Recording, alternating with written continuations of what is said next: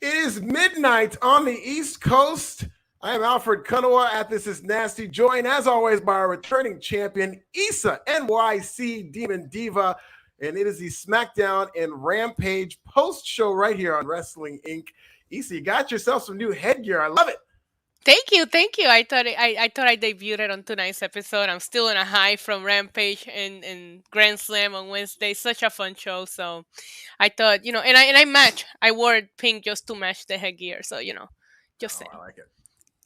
Coordinated. That's good. And that's what's going to be good about tonight's show, especially when we're talking about Rampage, is you were there in person, so we're going to also have that live perspective from you. So that'll be fun to look forward to. Hot show. This is 11 hours of professional wrestling that we watched this week. And we still have, and we have a pay-per-view. And we have a pay-per-view. And we have a pay-per-view on Monday. Thanks for reminding me. There you go. We're committed. We love it. So yeah, we'll get into SmackDown. We'll get into Rampage. Before we do, let's get into a little bit of news, starting with a story that broke a little late today. I think this was during SmackDown. This came out, a report from Fightful, basically talking about the relationship between Fox and WWE. The takeaway here, it's a big story, but the takeaways, a couple here, are that one, that it seems that reportedly Fox's relationship with WWE is strained. Apparently some executives are not too thrilled with the viewership Fox has done over the past couple of years since they joined up with Fox. Of course, a lot of that is due to the pandemic, where WWE really took a nosedive, but they're still getting worked out. But a lot of backstage talk about, some stories that we have heard before, especially in terms of Fox not being happy that they're promoting Peacock on their TV, and, Peacock also kind of complaining when Fox gets a big star or whatnot. But the central focus of the story, I guess, was on the relationship between Fox and WWE. Made it kind of sound like it I wouldn't say it was on a rocky waters, but maybe a little bit strained, Issa. Yeah, I read this report, and I can't help but my original train of thought here was, if Fox is unhappy with the numbers that SmackDown is pulling up, how is USA Network feeling? Because, oh my God, how can, SmackDown is doing the best numbers for any wrestling show right now, and if those execs are unhappy about that, I can't even imagine how USA Network must be putting some kind of pressure onto WWE.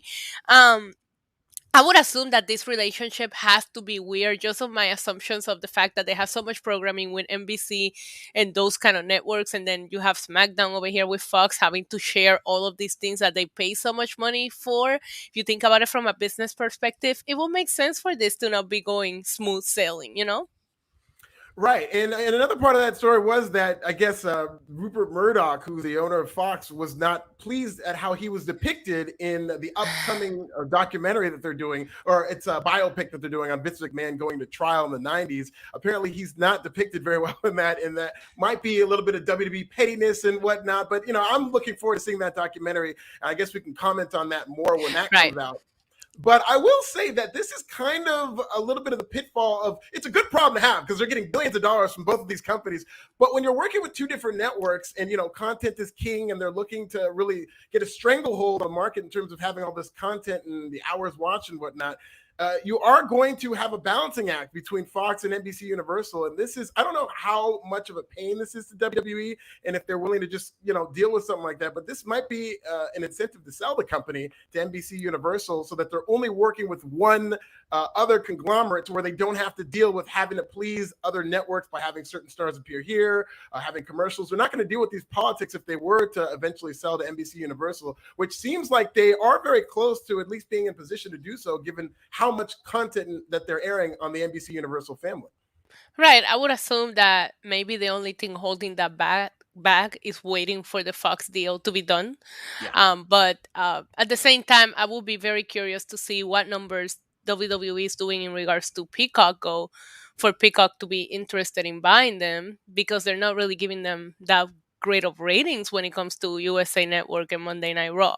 So I would assume that if NBC is interested in buying WWE, it would just be to have ownership of that entire library for Peacock. Yeah, it's very interesting to see what happens, because I remember there was a lot of optimism when WWE first went to Fox, and the thought was like, man, this is a Fox network, one of the biggest networks in all of America. They're going to get the biggest audience they've ever been in front of, and now they're doing some of the worst numbers that they've done, even when they were on Spike TV or USA Network. Yeah, but I mean, I think SmackDown is probably the most exciting thing that WWE has going for itself. And I mean, if you take a look at an episode like tonight, the saving grace was them announcing Roman and Montez, because we've been wanting to see Montez get a little bit of a push or let him show off what he's got, and they did that Yeah. tonight. But I will tell you one thing: for a go home show, for a pay per view, if they had not announced that match ahead of time and I didn't have to do this, I probably would have not watched. I would have changed the channel at one point tonight. It didn't feel like a go home show, um, and I always praise SmackDown. We try to be positive here, but I was underwhelmed for, especially because they haven't really built any hype for Extreme Rules. If I wasn't reminded of it yesterday, I would have forgotten that this is a pay per view weekend. So I thought, it would be strong. And like I said, it ended strong with that match, and then we saw some action between Balor and Roman. But then again, that feels so predictable that it's just like, who cares what Finn Yeah. Balor does? So Yeah. yeah, That is. we'll see. We'll see what happens. They need to work on their creative for both networks, not just Fox, but also USA. Otherwise, nobody's gonna be happy with them. Yes, this is an infrastructure problem in terms of WWE Hmm. needing to kind of get a more compelling product going, tell better stories over a long-term period of time. And to be fair, the television market in general has become very fractured. It used to be 30 million people watching the biggest shows and stuff like that. And SmackDown still holds up as one of the top shows on cable, oftentimes the number one show of the week on cable. A lot of people don't watch a lot of things live anymore, and the DVR is there for a reason. So yeah, I think we consume things differently right now. So maybe Yeah. these networks are also looking at other numbers, not just ratings. Well, let's look at the ratings for AEW Grand Slam Dynamite. This past Wednesday, the Oh ratings my came in god. a really good number, 1.273 million. So AEW staying over that 1 million threshold. This number is up 8%.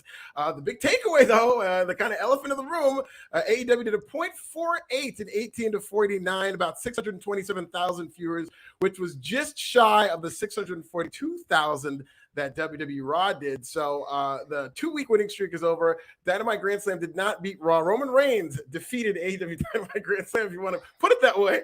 But I will say this is a good number for AEW. But let me Yeah. pitch this to you, Issa. Do you think AEW should be maybe slightly disappointed with the fact that they didn't beat Raw? I thought they were going to do bigger numbers.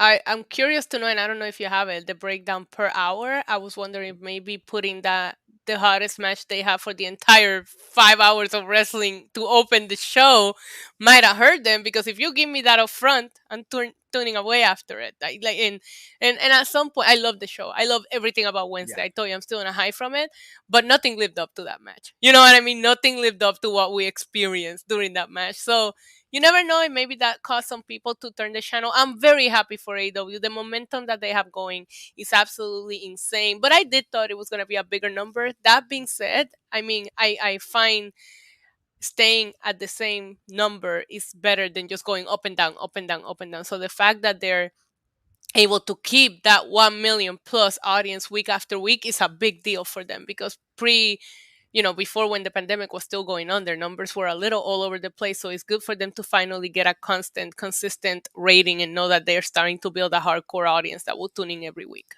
Yeah, they're definitely getting growth, especially on Dynamite for their bigger shows. I mean, Rampage is doing the opposite. I'll be very interested to see how this number shakes out for Rampage, because it's been falling. The past couple of weeks has been the lowest viewership. But I'm interested to see how this 2-hour show in terms of AEW Grand Slam. I think if this was 1 hour, it would do an excellent number. But the 2 hours to where, you're now going into midnight on the East Coast. I don't know how many people would be tuning into that, but I'm sure they're going to do much better than the 600,000 and whatnot. And I think that even though AEW should be happy with this number, the fact that a couple of regular episodes of Dynamite beat Raw, I think to an AEW executive, to the Tony Khans, I think internally they were thinking, okay, this should be an episode that should be Raw as well. And yes, you did have Roman Reigns come in, but the 642,000 for Raw was a beatable number, I thought. I mean, they would have had to do one of the biggest numbers of the year, but they did do one of the biggest numbers of the year, and it was very, very close. So, I don't think they should be disappointed coming out of this in general, but I do think it's a little disappointing that they did not beat Raw if you're an AEW executive. Yeah, I think if you think about it, while the show was really good, you had a lot of your needle movers were not in the show. CM Punk had an interview; he didn't have a match. Yeah. You had the Young Bucks were not on this show. You didn't have Adam Cole on this show, Jungle Boy, Christian Cage. There was Miro.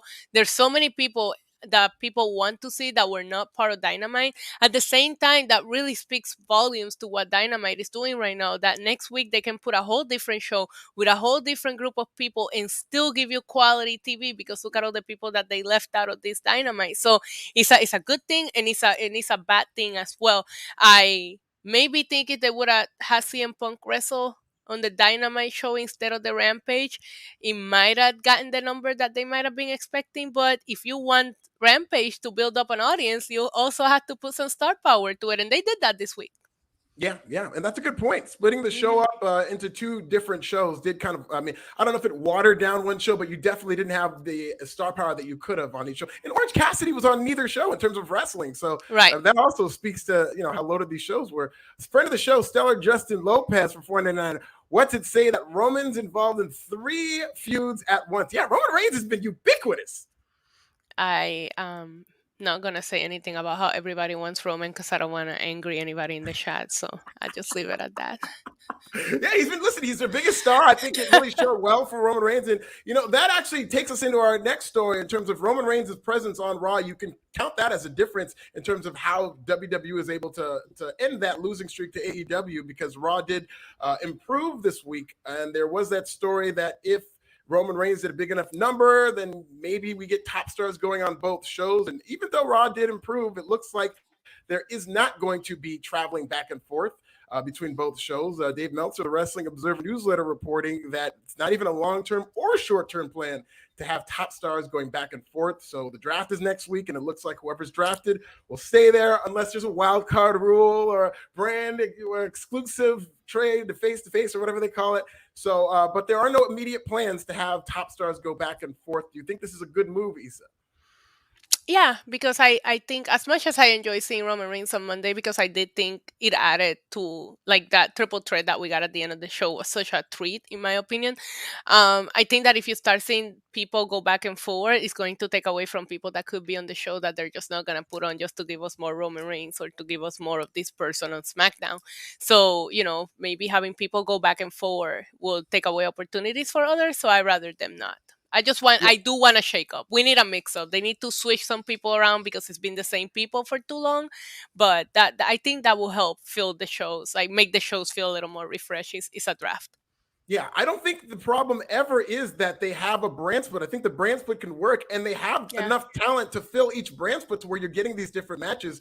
But I think a lot of people have kind of talked about how WWE likes repeating matches, and it's not like they have to. They just use a limited crew of wrestlers, and if they just expanded that on each brand, and you've got all that talent in NXT, which obviously is developmental, but in the future, hopefully they're able to fill up both of those rosters and have plenty of different fresh matchups. Yeah, agreed. And WWE has a very talented roster. They're just not booking them right. Yeah, absolutely. And you know what? Let's not only give Roman Reigns credit. He did main event with Bobby Lashley and Big E. My guy, Bear Hudson for $5. Past ratings show black wrestlers can actually show draw ratings compared to AEW, which went down the demographic. Blacks can draw ratings. Yes, hashtag black wrestling draws. He did bookend against New Day at the beginning and then Bobby Lashley and Big E at the end. And we're not getting the Bobby Lashley versus Big E match, I don't think, at Extreme Rules. That hasn't been announced, has it? No, Yeah, no, and it's not Extreme Rules. It's regular rules. Regular rules, yeah. On a Sunday. Hey, Paul Heyman said extreme, so you know what? He did what he could to promote this show. That wasn't enough for you? regular rules on a Sunday night. That's what I'm gonna call this pay-per-view. It really does seem like they woke up. They're like, "Oh my god, we don't have any extreme matches. Let's just make the main event an Extreme Rules match and be done with it." It's really You could have made. I guess the triple threat, technically speaking, is a no DQ just because it's a triple threat match. But you could have made that a ladder match. I don't know. There's so many things that you could have done with this. It's disappointing that. I don't know. Listen, a lot of times we wonder, like, how can a billion-dollar company run this way? But it does. Yeah. They're forgetting about people's contract. They're forgetting what a pay-per-view is all about. Maybe stop doing gimmick pay-per-views if you can't live up to the gimmick and just name them such names as like Great Balls of Fire. Like, go back to that. you know. Yeah, I agree about the gimmick pay-per-views, especially like Hell in a Cell or some of these gimmicks that used to be protected, where you would have these matches only when there's a big Yeah, feud now it's for a a joke. specific reason. They just watered everything down, and yeah, there's a lot wrong in terms of how WWE books, and I think the central reason is WWE does not take its time, and they're too short-term in how they react to things, and they don't Yeah. have their own plan. I feel like AEW is living in WWE's head rent-free right now, and that them reacting to AEW, that's the reason that we're not getting Bobby Lashley versus what it was supposed to be. Lashley and Orton was announced for Extreme Rules, and that was just completely turned upside down. And neither, I think, are even anywhere On near the good in card. terms of the Yeah. world. Yeah, I don't Or think on the they weren't card. on the card. No, I don't think the Raw tag team titles are on the line. I mean, who are they gonna fight? Freaking AJ and Omos again? Like, Yeah, oh my god, it's a yeah. mess. Well, finally, speaking of messes, this is kind of a messy story. This is one of my favorite stories. So we had this gimmick. We kind of talked about it on the NXT show, Issa, you and I. We were talking about Joe Gacy. He's doing this conflict resolution gimmick. I don't think I did justice in terms of what message he was trying to get across. He was basically doing a woke gimmick. He was saying it was a safe space. He was smiling through everything. He tried shaking hands after. He was being woke. And there was also that report leading into NXT that WWE wanted to do more edgy gimmicks that are more current of the time, which I'm all for. The problem is WWE does not deal with controversy. They do not like being the center of controversy. They do not like getting into politics or anything like that. And that's exactly what happened after this gimmick. And that mainstream news stories like Fox News talked about how WWE is pinning the woke left and they're going against the woke left. And Washington Post or New York Post had a story. And WWE has now moved all references to Joe Gacy being a woke character, a safe space character. So it looks like this character is done. I don't think we're going to be seeing Joe Gacy do this character moving forward.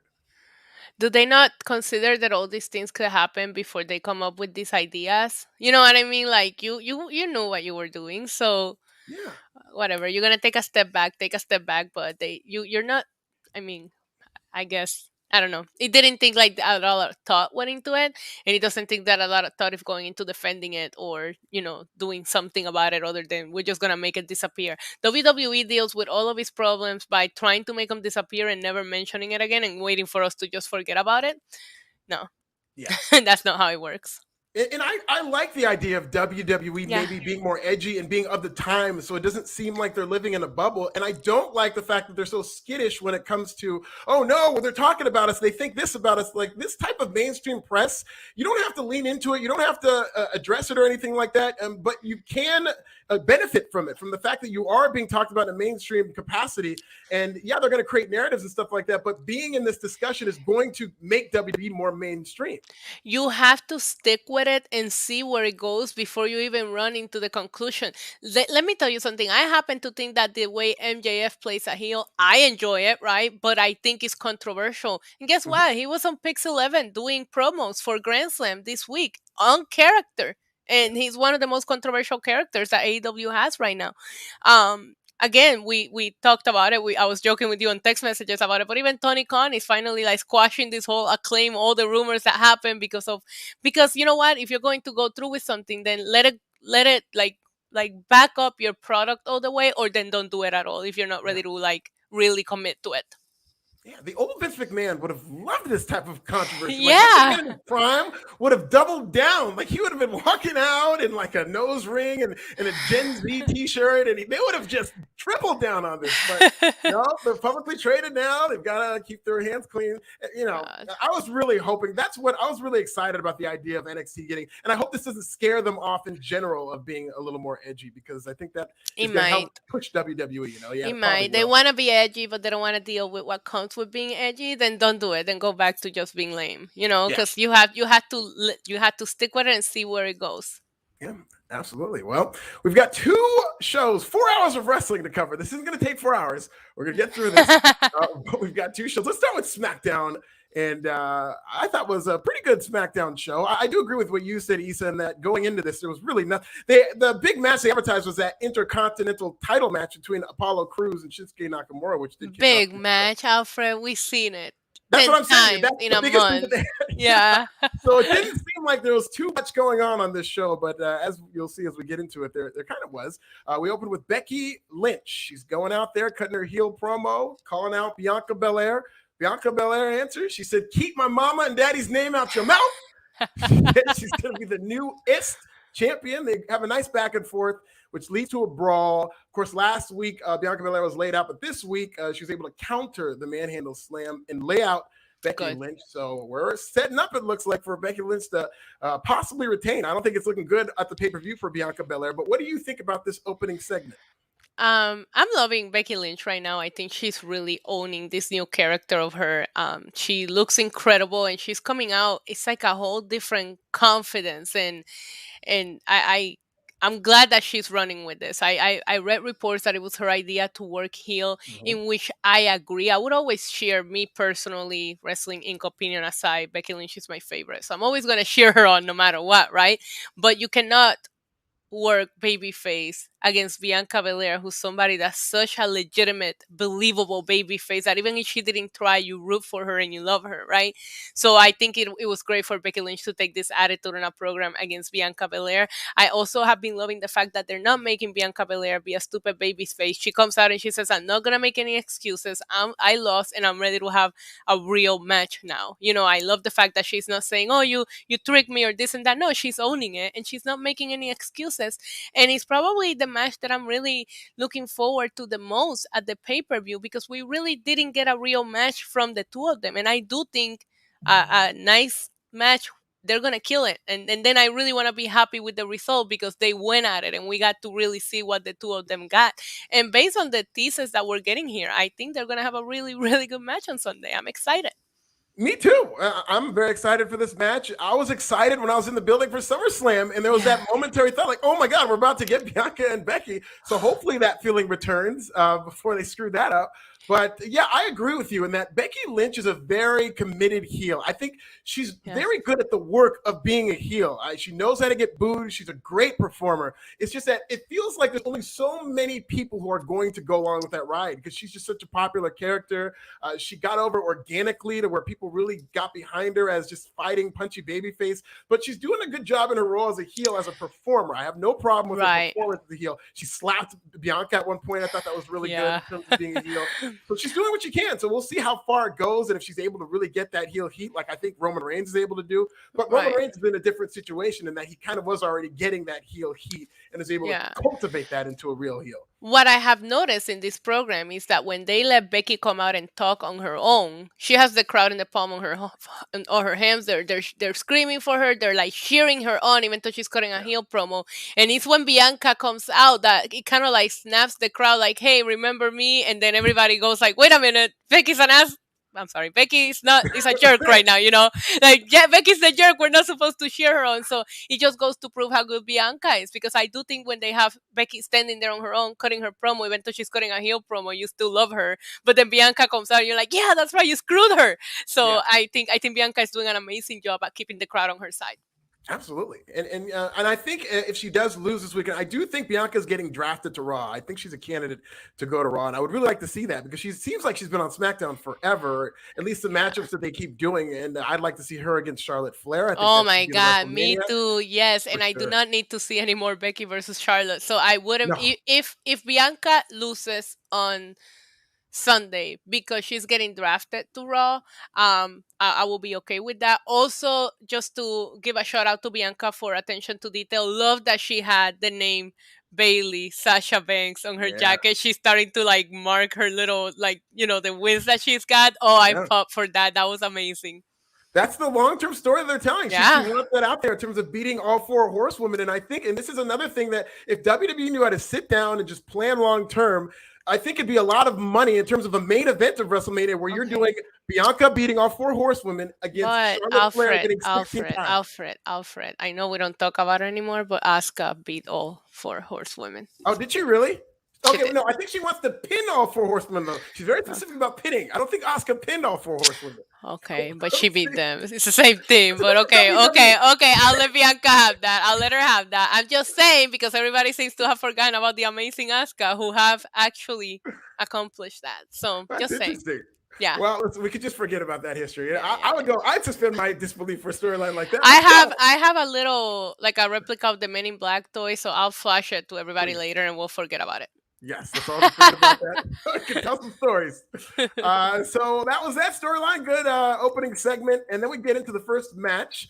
I thought this was a really good match. The crowd is very hot. They're in Philly tonight. Philly's always a good crowd. And this spot I think is a good slot for a match like this. Shinsuke Nakamura versus Apollo Crews. Of course, Shinsuke's with Rick Boogs. They had a really good match, kind of back and forth. At one point, the finish came when Rick Boogs helped some outside interference that Commander Aziz was doing, and he hit an exploder suplex on the 7-foot Aziz. I'm telling you, they love this Rick Boogs guy. He's coming. Rick Boogs is coming. And then Apollo Crews lost to Shinsuke Nakamura via roll-up, so Shinsuke retains the IC title.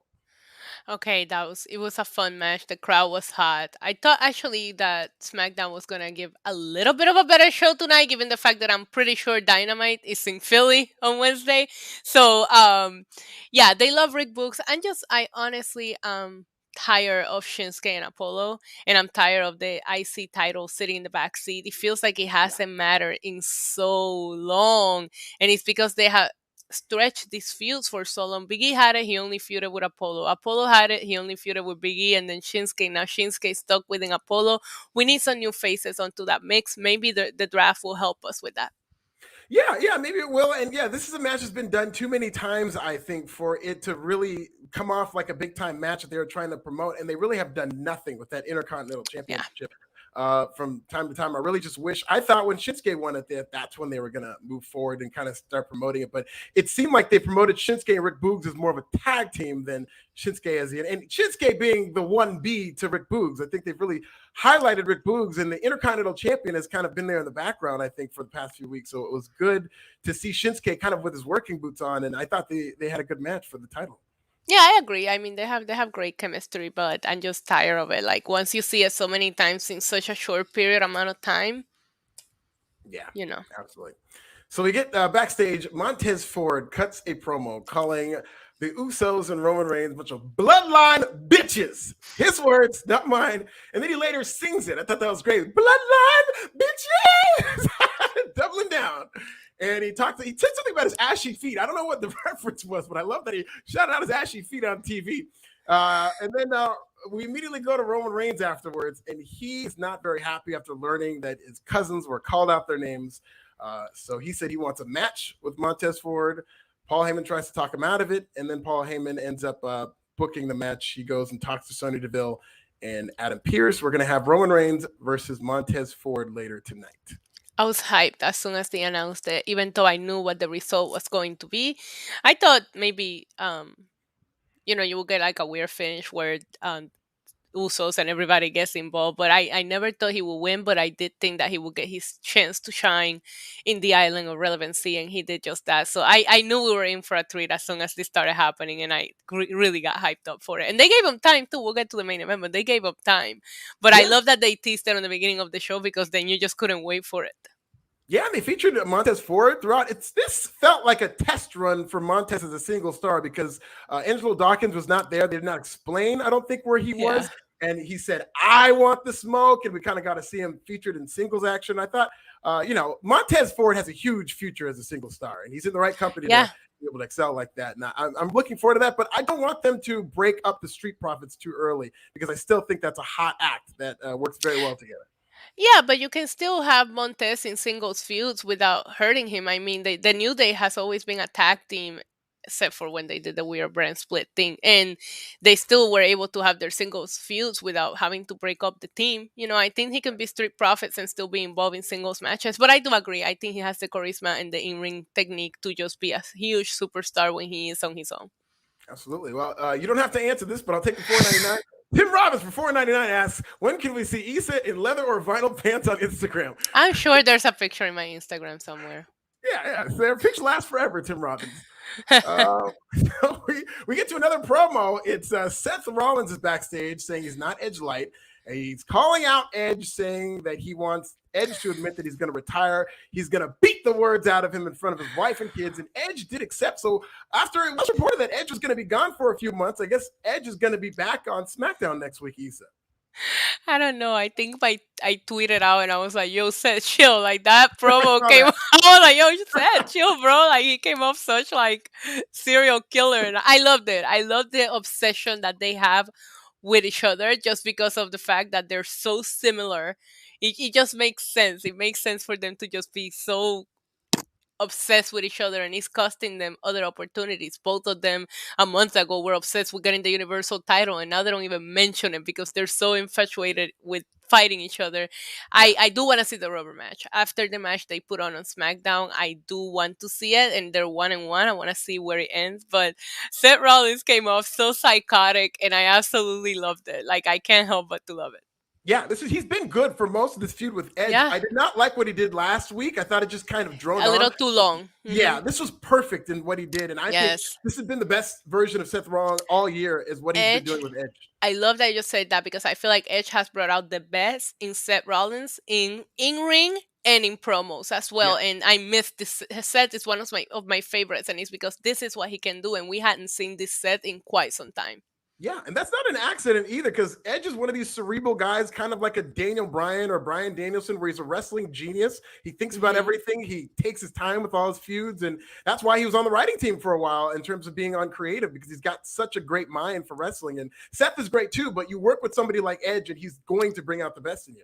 Of course. And like the story they told in that match that they had at MSG was just like it was such a good match, and I'm pretty sure they just let them fight for as long as they wanted to at one point because it was going so well. And I just love seeing a feud that doesn't involve the title and be so interesting because we don't it feels like we don't have those kind of feuds in WWE anymore. So I'm just enjoying this one. I didn't like what he did last week, like you said, only because I thought he talked for too long, but today it was perfect. And I'm glad that Edge accepted. We'll see where it goes. Absolutely. And I like this. Stellar Justin Lopez for $199. Tez could be Intercontinental Champion right now if they broke up. They wouldn't necessarily have to break up, but I could see him as IC Champion. Here's what's weird. We just talked about Big E being IC Champion. It's weird because they kind of did it right in terms of Big E was getting a singles push. He won the IC title, Money in the Bank, and then the WWE title. They just didn't allow any of that to breathe. They didn't allow the IC title to breathe. Money in the Bank, they were doing those things with Paul Heyman where he was popping up. I thought that was really cool, but they just kind of rushed through it. But they still kind of did, like, this is what they did with Bret Hart and Shawn Michaels, where they would win the secondary title before they won the world title, but it was just much more drawn out. And I could see Montez Ford being like, this is his first singles title, and so he takes pride in defending it. Yeah, and we'll see where it goes. I agree with you, but I will say, as much as I love Biggie, and I'm so happy that he is the WWE champion right now, his IC title run was underwhelming. So was Apollo's, and right now so far, so is Shinsuke. I just want the IC title to feel great again. So I'm not saying that just to Biggie. I just felt like it's been a while since that title meant anything for anyone. Well, Issa, it finally happened.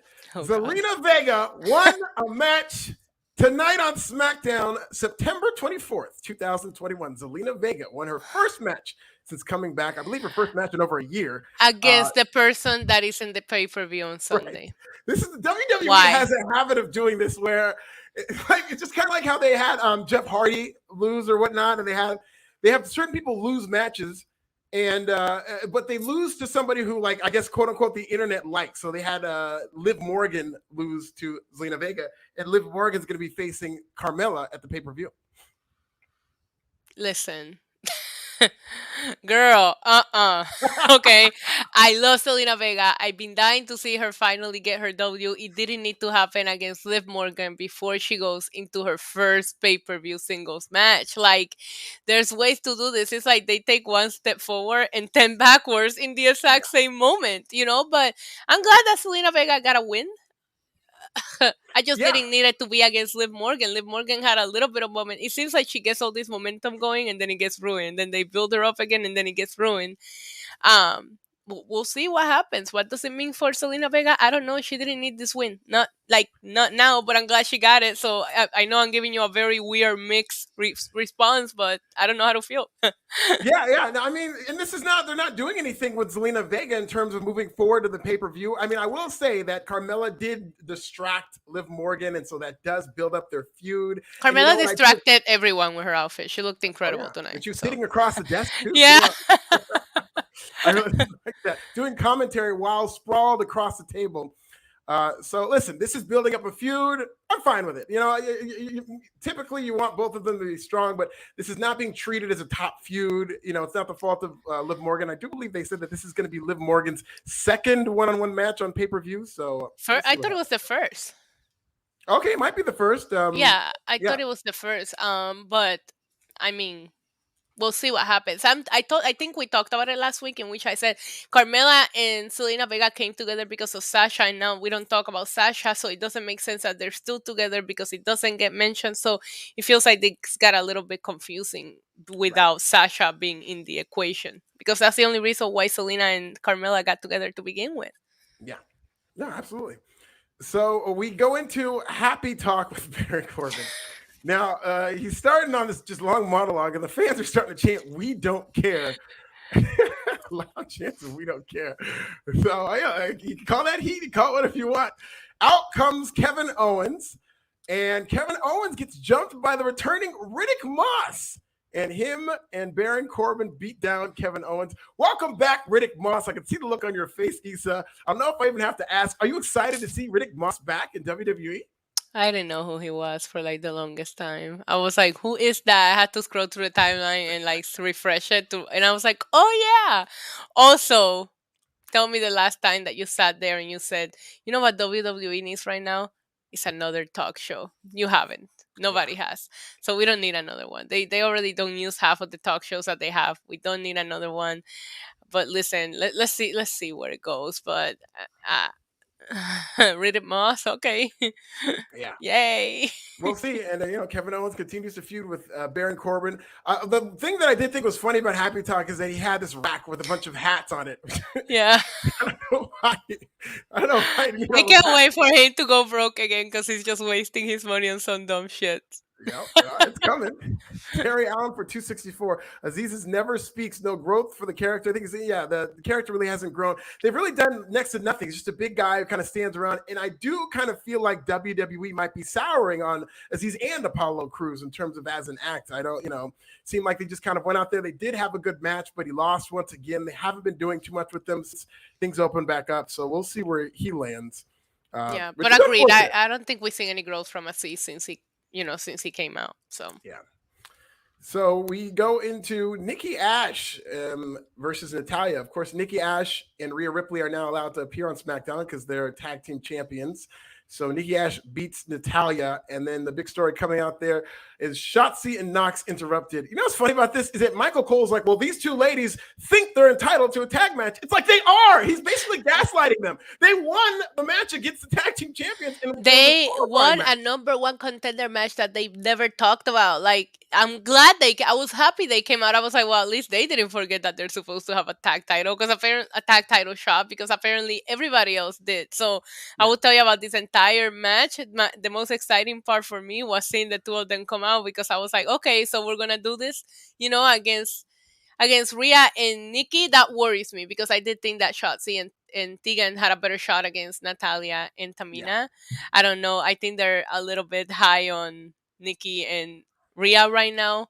So I don't know that they will drop the titles. We'll see. But at least they remember that these two girls are supposed to have a tag title shot. Yeah, and it's unfortunate for Shotzi and Knox because they're so new, but eventually they're going to have tag team champions who win their matches. I mean, I know they did this with Sasha Banks and Bayley, but when they were doing it, it was one of the hottest things in the company in terms of promoting these championships, making the championships matter, and winning the titles mean something, defending them means something. They really need to get the tag team titles back to that. And, with this super brutality group, hopefully they're going to be able to do that. Yeah, and they should probably unify them with the NXT at one point. The main roster tag title champions need to get down to NXT and start a feud that way and just unify them and go back to where they get defended everywhere. Right. One of these days, I'm sure they'll. Yeah. Wishful thinking. Wishful thinking. All right, let's talk about a black woman. The best segment of the show. Yes. Naomi walks out, and this is what I'm talking about. She's handling her business by herself. She's in full gear. Like she's told, you cannot wrestle. You're not wrestling. We don't have time for you. She's like, oh, no. I'm wrestling. She gets in her gear. She gets the entrance. She goes out there and she says, even though she does not have a match, she would like to wrestle somebody. She calls out anybody in the back. And of course, because she's not scheduled to wrestle, out comes Sonya Deville.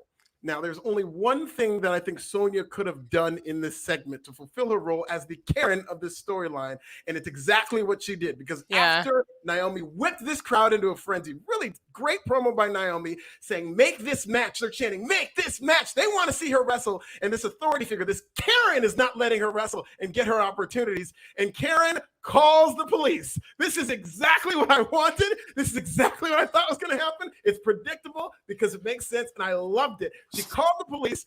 Even the announcers are like, what is she calling? What is she calling security for? Yeah. She works here, but no. It's threatening. I'm your boss. How dare you talk to me like that? Even though Charlotte Flair in May did talk to Sonya Deville like that and got rewarded for it, Naomi got escorted out of the ring. Let me tell you, this feels like one of the hottest potential matches that they can do between Naomi and Sonya Deville playing the role of Karen, and I can't wait for it. This is my favorite storyline on SmackDown right now. Yes. First of all, Sonya Deville fears Naomi. Let's just put it out there, right? Yeah. Loved seeing the entrance again. I think her entrance is awesome, underrated, and I forgot how much I missed seeing it until she came out tonight. She looked incredible. Loved the promo. Crowd is behind her. And I will say, like you say, Sonya Deville is playing that Karen role to a T. She did such a good job when she came out, and she is so scared of Naomi, and the way that she's handling the fact that she's scared of her is just this storyline is interesting and deep, and the way that we're going about not giving Naomi an opportunity when she's such a well-deserved person, like with her accomplishments. But you have Selena Vega, who hasn't won a match in how long? She's getting a one-on-one match on the beginning of the show. Like the booking of the women's division doesn't make sense right now, and what Naomi's asking for, it makes perfect sense. So I'm here for this story, and I cannot wait to see Sonya Deville back in the ring.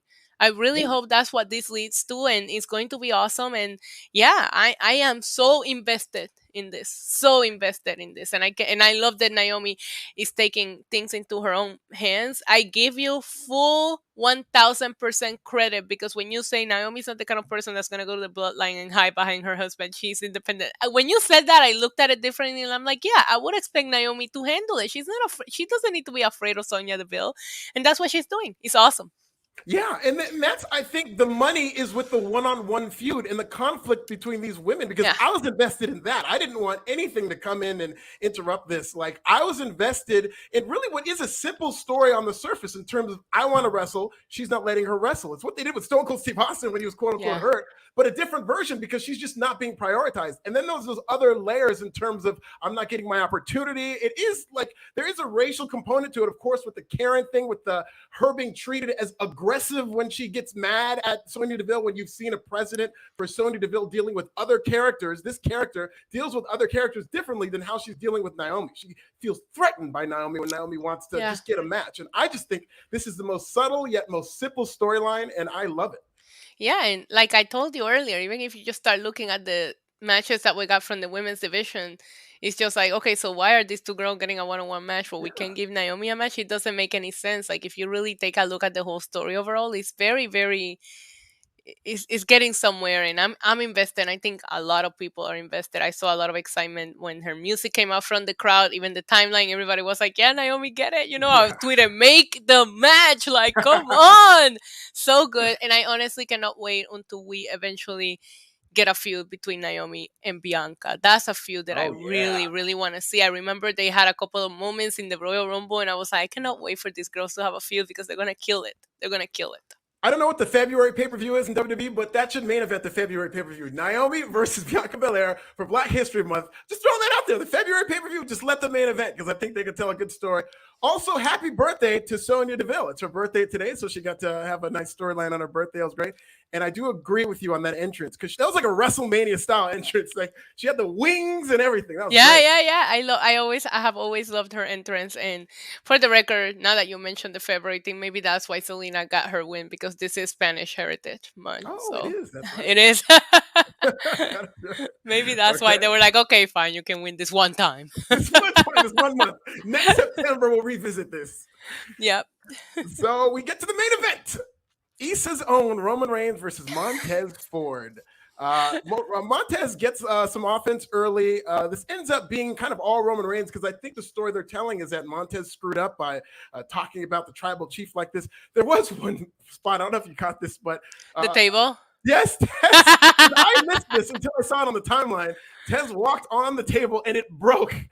And I think Pat McAfee said, "Holy shit!" like on accident. Did you hear what he said? That if it was probably his fault because he said my fat ass was dancing on it earlier. Oh my god, he is amazing. Pat McAfee must be protected at all costs. Yeah, he was great on this show. He was really fun. Yeah. He kind of helped save that Happy Talk segment because he was kind of heckling Baron Corbin on commentary. I know. And you could get a shot of Pat McAfee just kind of laughing, and him and Michael Cole were clearly like talking crap about Baron Corbin. Yeah. But he was making a lot of funny one-liners that were like popping Michael Cole. I love Pat McAfee. Me too. Yeah, that was but this was a fine match. It was a lot of Roman Reigns, and then toward the end, Roman Reigns submitted Montez Ford. They go to beat him up. This is where Paul Heyman comes out, and he says that Roman Reigns is going to take it to the extreme because they're in Philly, and this is Paul Heyman. Little ECW chants. I like that callback. And then, of course, the Demon comes out when they're beating down Montez Ford, who has no help. And the Demon, Finn Balor, comes out and saves the day, smacks Roman Reigns around with a chair. First of all, before he did that, Roman Reigns was kicking his ass. Can you please like tell the story how it actually went? Okay, Roman Reigns got a couple of licks in before falling victim to some savage chair shots. But yes, I was going to ask, do you think that Roman Reigns is in any danger of losing this title to the undefeated Demon? They did make a point to say he's undefeated. Absolutely not. The Demon is not undefeated. Samoa Joe did beat the Demon in NXT. Just reminding everybody that. But I think this is not a very smart decision on the Demon. And as the president of Demons Club, I have kicked Finn Balor out of the Demons Club for the time being. He might be reinstated eventually, but I don't like that the Demon is back for Roman Reigns. And now that it is an Extreme Rules match, because they realized we didn't have one, so they made this one it.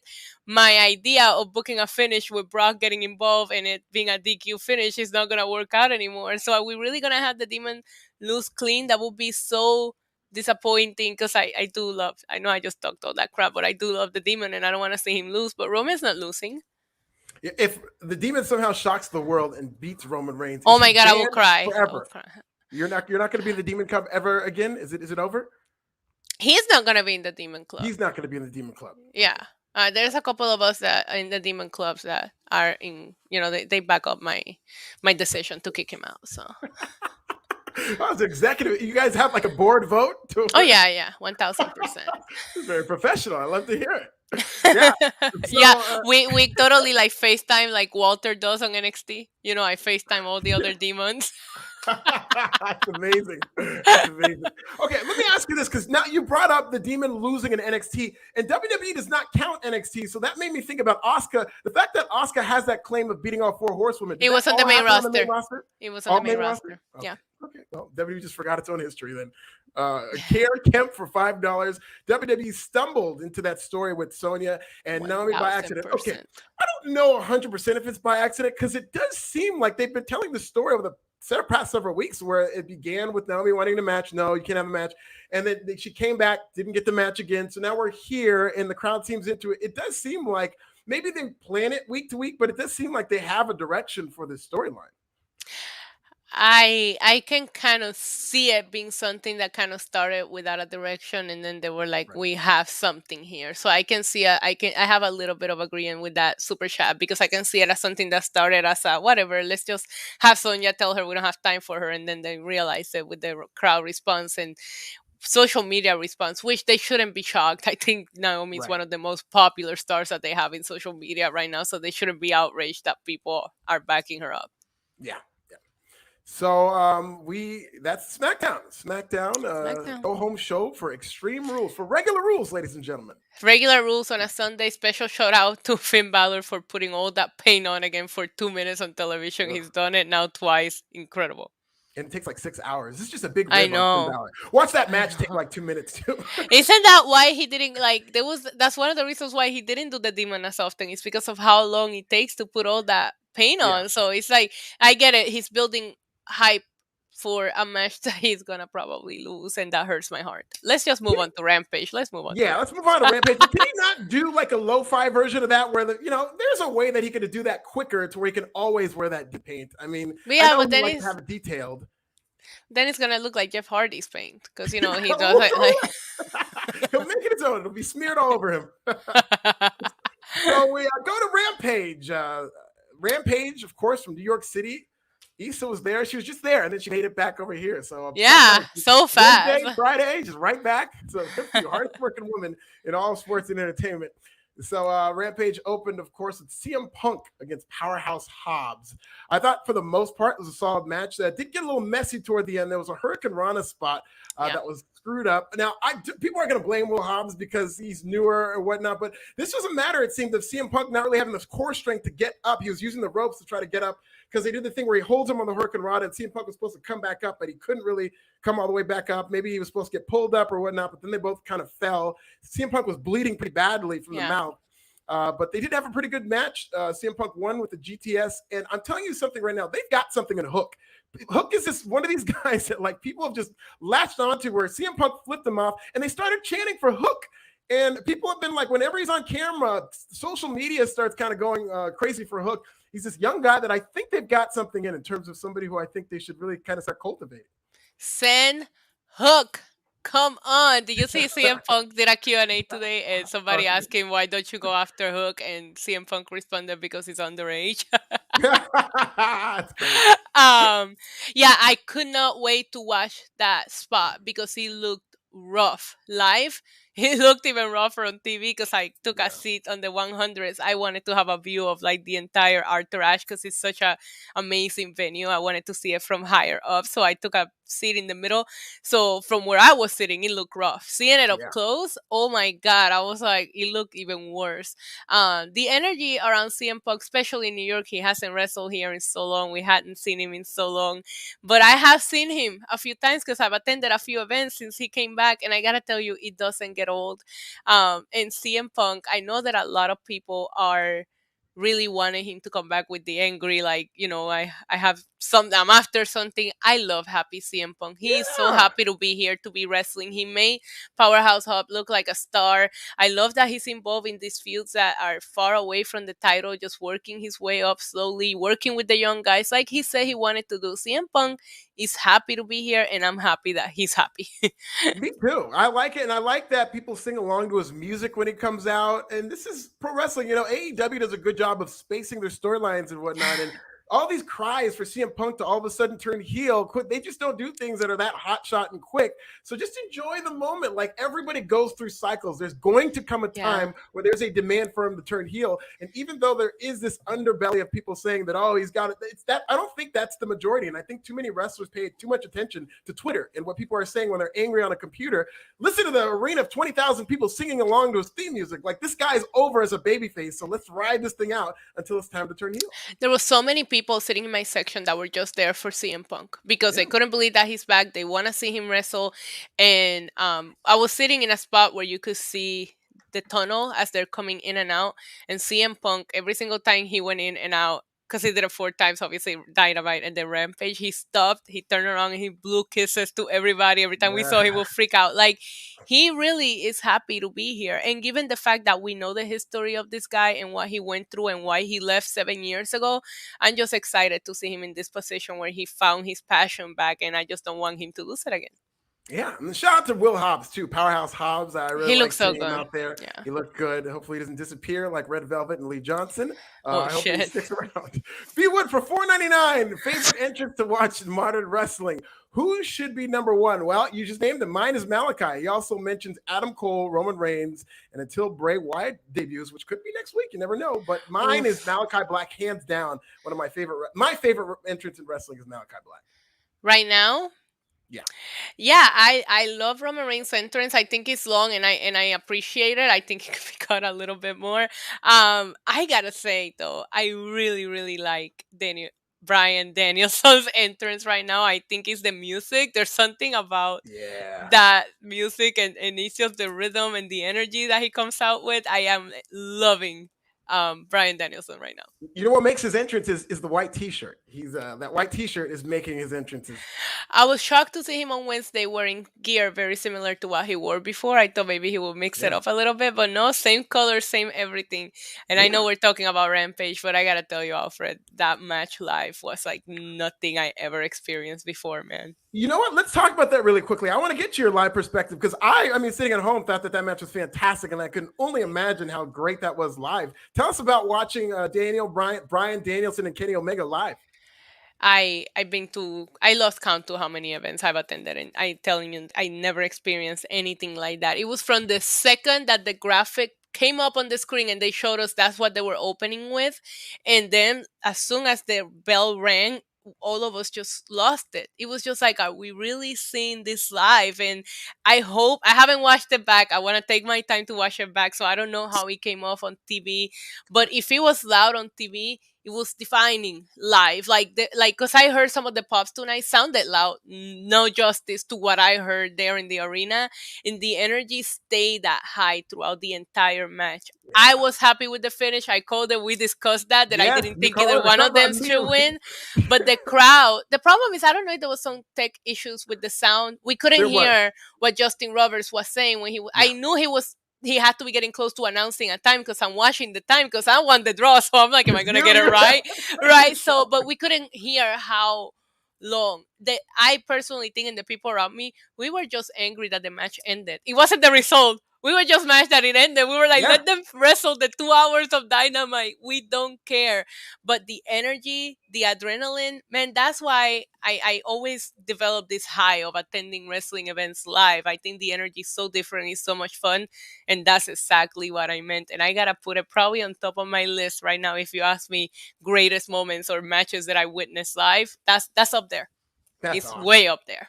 Yeah, it was a fantastic. That was the only thing. Yeah, is at the end to where the people didn't hear it, so you knew they were going to be extra pissed when they just rang the bell, and it's like this great match, this ride is over, and like the roller coaster just jerked to a stop.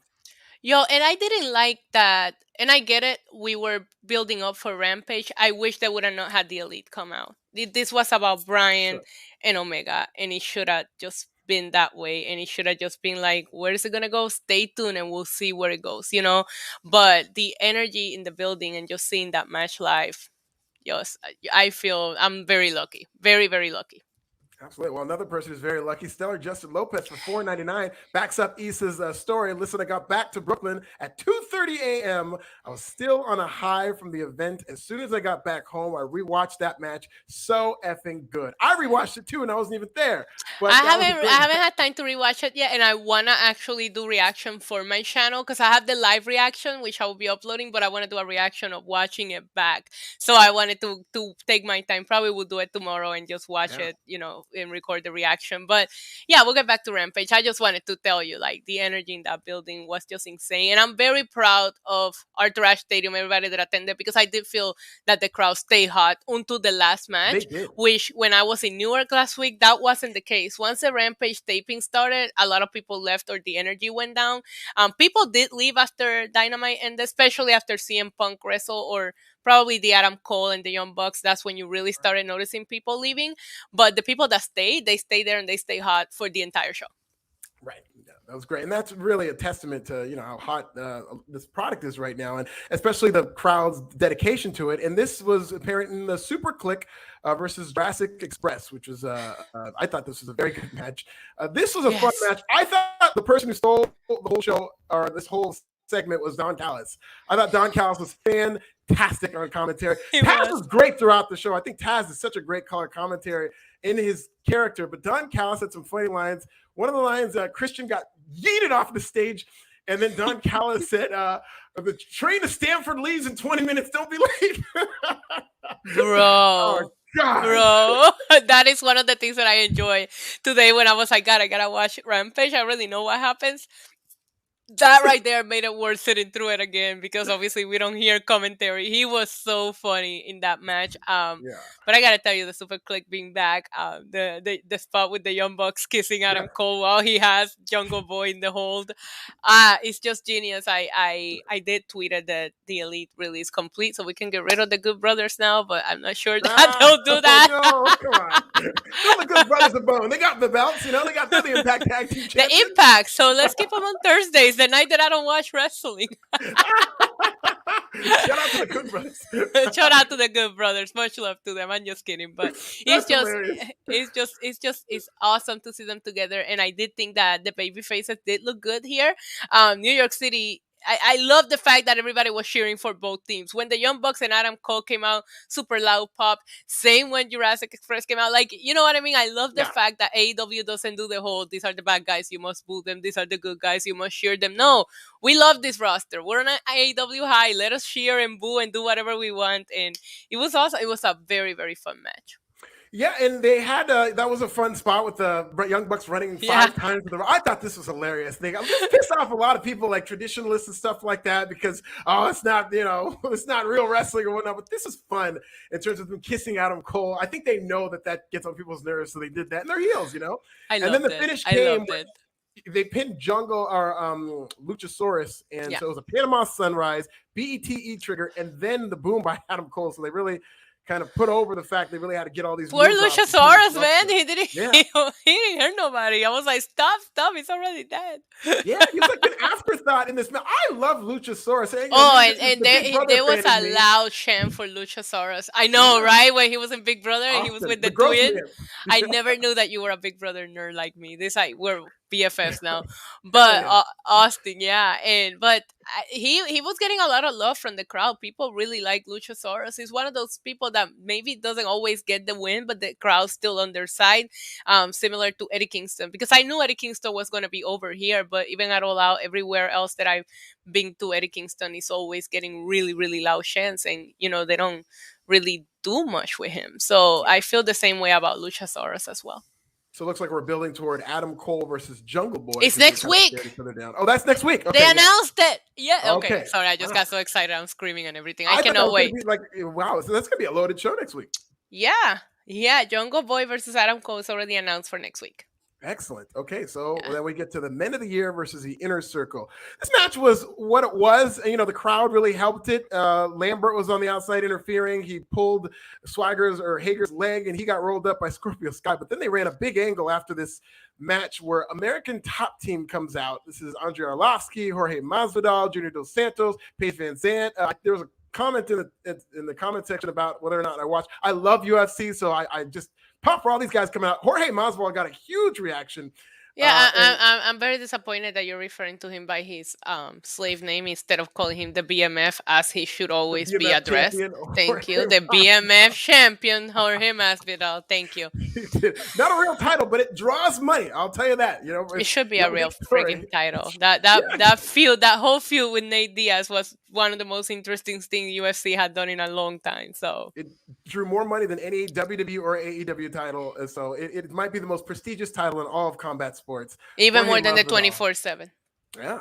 And he did a callback to that big knee, even more than the 24/7. I could not believe that. I was like, they are not going to turn this into a finisher. No way. I popped, Alfred, when he did that. I was like, no way. That knee, that freaking knockout was so epic, man. Yeah, he's got, I don't know what the plan is. I don't know if they're going to have a specialty match, but I'm excited. They have to at this point. It's not the first time we've seen them. They're all together. Yeah, they have to.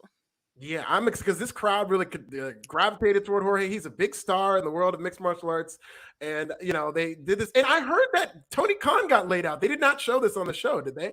No, they didn't show it in the show, but he did. He did get laid out. He tried to come out and stop the commotion, and he did get laid out.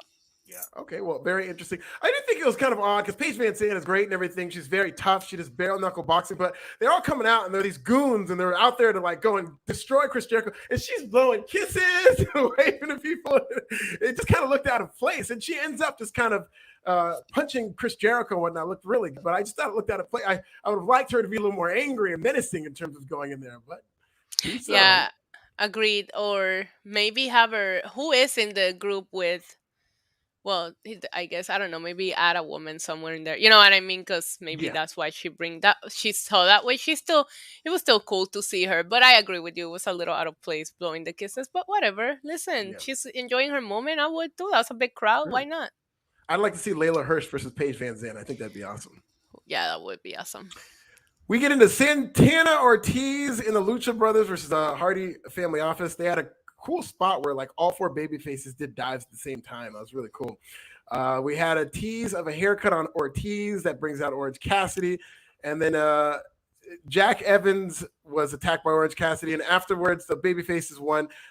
Matt Hardy challenged Orange Cassidy to a hair versus hair match, but not Matt Hardy versus Orange Cassidy. Jack Evans versus Orange Cassidy in a hair I was versus hair gonna match. say Reba is not gonna let Matt Hardy shave his head, so he's not gonna go through with that.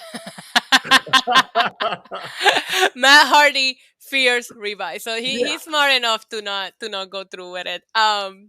Yeah. So this match was a lot of fun. I love seeing Santana and Ortiz. I wish they would have had just a tag team match and see them on their own, but there's only so much they could fit in this ginormous car. It was a long show.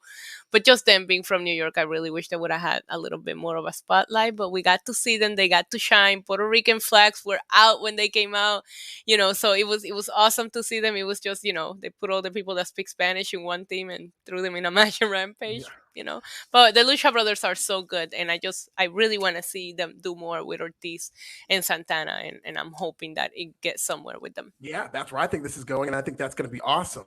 And Yeah. with all due respect to Matt Hardy, Reba runs that household. That is Yeah. one bad woman, and she's got one of the best Twitter accounts in terms of how wild she gets on Twitter sometimes. And Yeah. some of the tweets, she's very funny on Twitter. Rebby Hardy, give her a follow. You will not. She's you the will not queen. be disappointed. She's the queen, and we love her. I absolutely adore her, and I know like when that whole thing was teased, I was like, Matt Hardy's not wrestling because he's not gonna win against Orange Cassidy, right? So I was like, he's not gonna shave his freaking head. So when they did this, I was like, that makes more sense.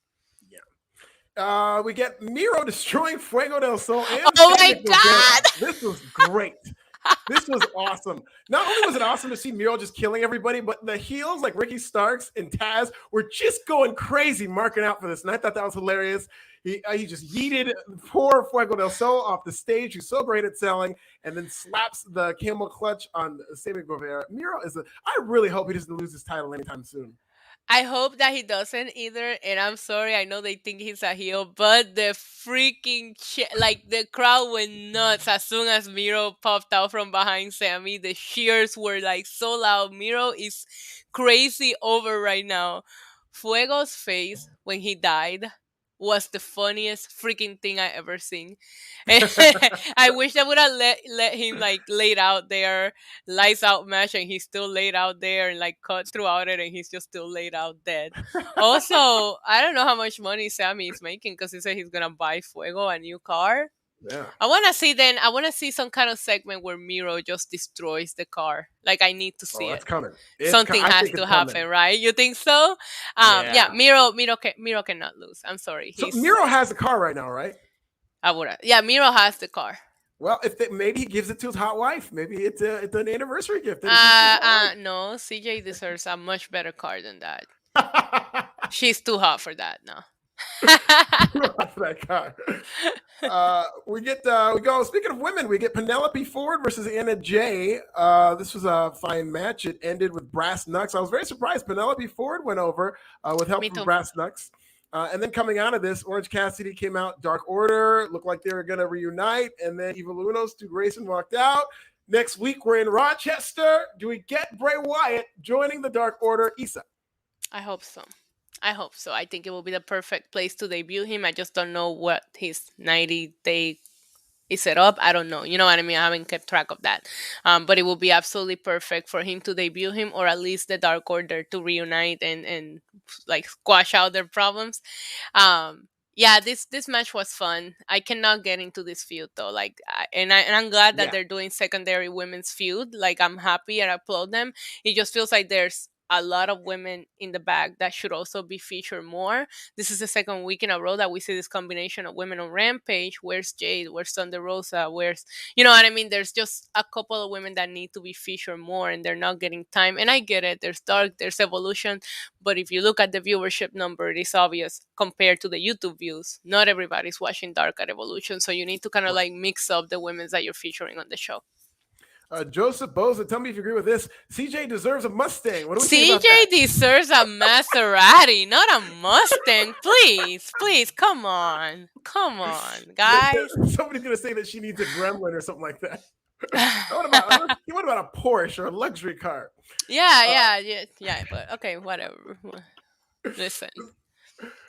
The main event for this show is, of course, a lights out. We've got to turn the lights out, unsanctioned. Justin Roberts announces that. We've get. I thought the pre-segment with Mark Henry. I thought this is the best that they've done yet, all because of Eddie Kingston. I thought Eddie Kingston was amazing, just tearing his shirt off, looking like a wild man, going back and forth with Suzuki Gun. This is great. Yeah, Eddie Kingston is absolutely a legend. I love the pre-segment. We didn't see it. I don't remember seeing it. So I don't know that they aired it on the arena. Maybe I wasn't paying attention. I don't think I got up throughout Rampage at all. I was too tired to be getting up. But by the way, constructive criticism. Arthur Ashe was not ready for this. I don't know. I mean, I know that they knew how many tickets they sold, but I don't know if they weren't ready for the amount of people buying merch, buying food, because the concession stands, maybe on tennis, people just properly clap and don't get up to buy beers. But wrestling fans, we like our beers, and it was impossible to get one. If I would like for Tony Khan to make this a yearly thing, because it was fun and it looks so different from coming from that specific venue, but they need to prepare a little bit better. Yeah, and I heard that was the number one complaint, because it's not like there's a lot of complaints about the show itself, but I heard a lot of people saying that it was a nightmare. I'm sure Stellar Justin Lopez can chime in terms of how it was getting the concessions in and out and stuff like that. But I didn't eat or drink. I was like, I'm not doing that line for that. So, but it was messy when it came to that, and maybe it's because the section up top. No, because I heard also the bottom one was just as crowded. It was just impossible, and you didn't know where one line ended and one line started. If you're like me, I don't have the patience for that. So I was like, I'll starve. It's New York City. You can get Uber Eats at 4 a.m. So I was like, I'll get something when I leave here. I just wish they were a little more prepared, or maybe have like the vendors throughout the aisles with at least a beer so you can buy one without having to get up, Right. No. I'm sure that's going to be something that they work on in the future. But we get into the main event. Suzuki Gun, this is Lance Archer and Minoru Suzuki versus Kingston and Moxley. We get a Homicide appearance, and this place goes nuts for Homicide. Love me some Homicide. So it's really great to see him. Of course, the baby faces go over. Hometown Eddie Kingston was very over for this crowd. Of course he was. So Moxley and Eddie Kingston win this match, and we go off the air, sending the fans home happy, of course. And that is AEW in New York City for 4 hours. What did you think? It was an epic way to end the show. It opened hot. It ended hot. The crowd was chanting for Eddie Kingston. We love Eddie Kingston. I'm glad that we got to see him in a main event, for Rampage. He cut an amazing promo after. They didn't air it on the show, but he did. They let him have the mic, and a microphone at Eddie Kingston is never a bad idea, especially in New York City. Talked about how New York City is now AEW's town. He talked his shit. It was great. He got a little teary eye, giving a shout out to his mom. He said, "Mom, I know you're here. Thanks for putting up with me. Look where I'm at now." It was really, really awesome. I'll be posting the promo on my YouTube channel. I didn't want to post anything onto this air because I didn't want to give out any spoilers, because I personally hate spoilers. So I was like, I'm not posting anything or talking about it until everything airs. So I'll make sure to put up the promo that he got later on my channel, because I recorded it. Whenever they want somebody to really take a shot at WWE, a really precision shot, it's Eddie Kingston, because he's cut promos like this in the past, where I think the last time he said, this is the best professional wrestling company in the world, we're better than everybody, or something along those lines. And he's he's a locker room leader. That's his, and I think it's been great to see the rise of Eddie Kingston. He's one of these success stories in pro wrestling where he's a guy who's been in wrestling forever, just a journeyman. And then he got one shot where it was just supposed to be a one-off, and they just loved him so much that he's really cultivated this into being really one of their top stars. Yeah, Eddie is awesome, and I didn't think that this one felt, because a lot of times I feel like he takes some shots at WWE that I'm like, that's not necessary. This one felt like it came from the heart, but it just came off that way. He wasn't the only one that cut the whole New York City's AEW's territory now promo. I heard it a couple of times throughout the night. Also, special shout out to whoever was sitting across from me. They had like 10 people lined up holding it up, and it said Vince Fierce, Tony Khan. I love that. The signs were epic. I'm sure you saw MJF's parents' signs. They were there with their sign. I thought MJF is a cuck was one of my favorites. Yes, there was so many. There was one that said, I think it was like Vince Fierce, good creative writing or something. Like, oh my God. Yeah. Yes, oh my God. There was so many good signs, but these guys put so much dedication. They had to have bought an entire row to get that Vince Fierce, Tony Khan con. It was so long. Good Lord. It was exciting. It was the first time they done anything here in New York, and they did it at the right time. I'm glad that this is when they did it, when they have all this momentum going, and we have to experience such a fun show. It really, really, they put on a great show. It was long. It was very, very long, and I know that some people were suggesting. I told the people that I was hanging out with during the day they weren't going to do that. I knew I was going to be right. 100% of the time I'm right. But they say, oh, maybe they'll record the first hour of Dynamite from 7 to 8, and then they'll record the last hour after Dynamite. I'm sorry, Rampage. But they didn't do that. They recorded Evolution from 7 to 8. So the Dynamite Rampage started at like 10:30. It was long, but it was fun, and that's it felt very like All Out. All Out was long pay-per-view, but to me, it didn't feel like it went on that long being there live. Right. Now, before we put a bow on this, Issa, who got the biggest reaction, would you say, of the two shows that we saw tonight? I mean, the biggest reaction had to be that opening moment between Kenny Omega and Bryan. Like, that had to be the biggest thing. Adam Cole got a huge pop, and CM Punk did as well. I think CM Punk's pop was louder when he came out for the interview in Dynamite than when he did for Rampage, just because some people had already left. But yeah, Adam Cole is very, very over. And as far as the hometown people, Eddie Kingston and Santana and Ortiz got a huge pop. But I have to say that moment from the second that Daniel Bryan's music hit. Bryan's music hit all the way to the end of their match, really. Because if you saw, I feel like we all watched that match on our feet. There was no, every time we would sit down, something else will happen that will make us stand up. It was awesome. That, I'm telling you, it was like nothing I ever experienced. It was amazing. That's excellent. I love that. Love the first person perspective. You're only going to get that here on the Wrestling Podcast. Follow us everywhere we go. Hey, I'll be back on Sunday covering Extreme Rules, possibly in a shitty mood if the Packers lose to the Niners, which I hope that doesn't happen because I hate the 49ers. I don't think I'm on Sunday, so I don't have to deal with you talking about the Packers. Everybody's going to... I'll be salty all week. You're all going to have to deal with this if we lose. So everybody better be rooting for the Green Bay Packers. Glenn, wherever you're at, bro, come back soon, please. I need you. I need you, Glenn. On that, this is Nasty. She's at NYC Demon Diva. Follow her reaction. She's going to have new content live from NYC. And we will see you guys soon. Thanks, everybody, for hanging out on this late night podcast. It's 1:30, everybody. Go to bed.